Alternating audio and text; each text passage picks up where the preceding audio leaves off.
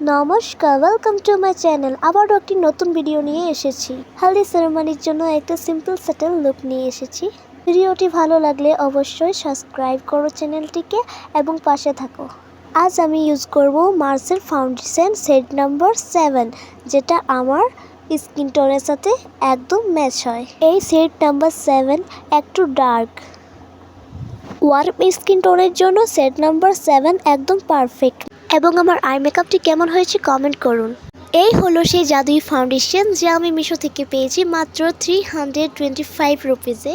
মার্সের এই ফাউন্ডেশনটা এত সুন্দর, মুখে যত একনে পিম্পল আছে সব হাইড হয়ে যায়।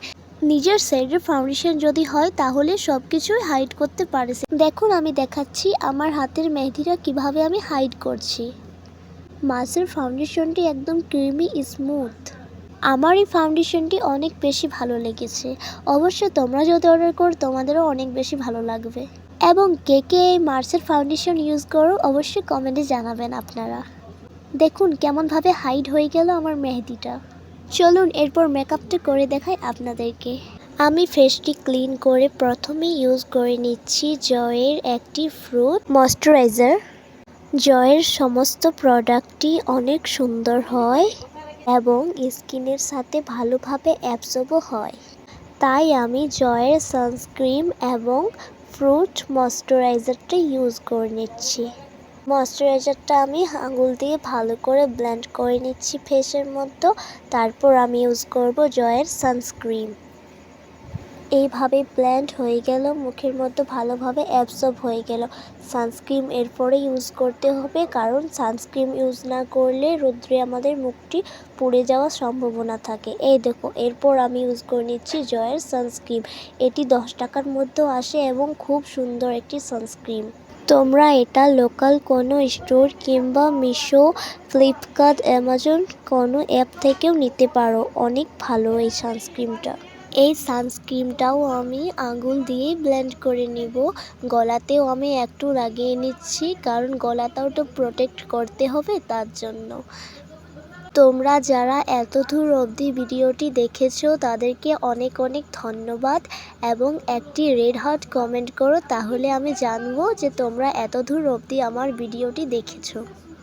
এরপর আমি আমার মুখের সমস্ত দাগগুলিকে হাইড করব। আইব্রোগুলো প্রথমে আমি করে নিচ্ছি।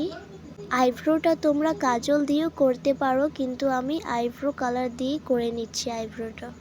বেশি কালো হয়ে গেলেও আইব্রোগুলো ভালো লাগে না, খারাপ লাগে দেখতে, তাই আমি মিডিয়ামভাবে করে নিচ্ছি যাতে ভালো লাগে দেখতে একটু আইব্রোগুলো শেড করার পর আমি কনসিলার হিসাবে আমার ফাউন্ডেশনটি ইউজ করব, কারণ ওটা একটু ডার্ক হয় আমার স্কিন টোনের থেকে। তারপর আমি ওটাতে একটু যে কোনো হোয়াইট ফাউন্ডেশন মিক্স করে ইউজ করব।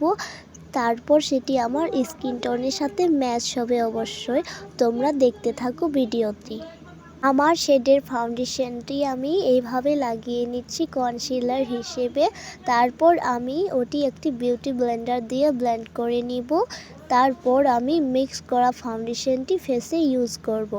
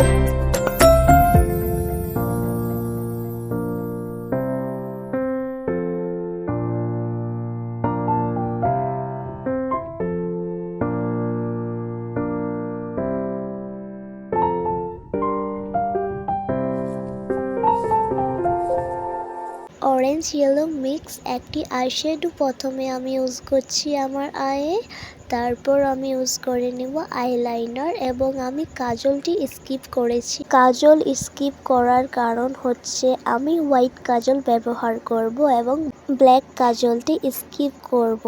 হোয়াইট কাজল ইউজ করলে চোখগুলি একটু বেশি বড় লাগে এবং ব্ল্যাক কাজল ইউজ করলে চোখগুলি ছোট লাগে, তাই আমি ভেবেছি যে আইলাইনার ইউজ করার পর ব্ল্যাক কাজলের বদলে হোয়াইট কাজলটি ইউজ করব। এই হলো সেই হোয়াইট কাজল যা আমি এখন ইউজ করব। ভিডিওটি জুম করে দেখাচ্ছি ইউজ করে তোমাদেরকে কেমনভাবে হোয়াইট কাজলটি ইউজ করতে হয়। অনেকেই আবার হোয়াইট কাজল ইউজ করতে জানে না। তোমরাই দেখবে হোয়াইট কাজলটি ইউজ করার পর চোখগুলি কত বড় লাগবে আমার।